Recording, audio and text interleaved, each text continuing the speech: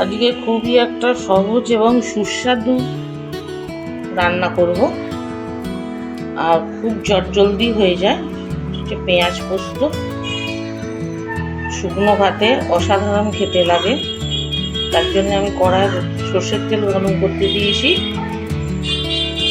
3টে বড় সাইজের পেঁয়াজ একটু মোটা মোটা করে কুচিয়ে নিয়েছি। সর্ষের তেলে এই পেঁয়াজগুলো দিয়ে হালকা লাল করে ভাজবো। পেঁয়াজগুলো ভাজছি, অল্প হালকা লাল লাল হয়ে গেলে তারপর ওতে পোস্ত দেব। তার জন্য 50 গ্রাম পোস্ত আমি ভালোভাবে কাঁচা লঙ্কা দিয়ে বেটে দিচ্ছি। পেঁয়াজটা হালকা ভাজা হয়ে গেছে।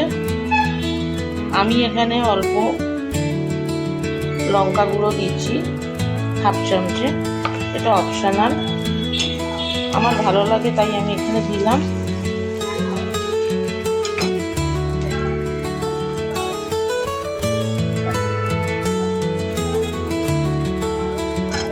কয়েকটা চেরা কাঁচা লঙ্কা আর একটু ভাজবো। অনেকটা ভাজা ভাজা হয়ে গেছে। এবার বাটা পোস্তটা দিয়ে দিচ্ছি।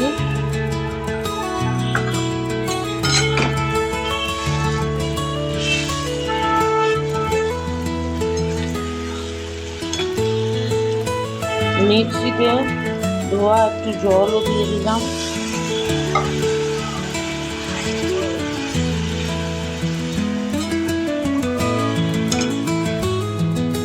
এবার দেব পরিমাণ মতো নুন।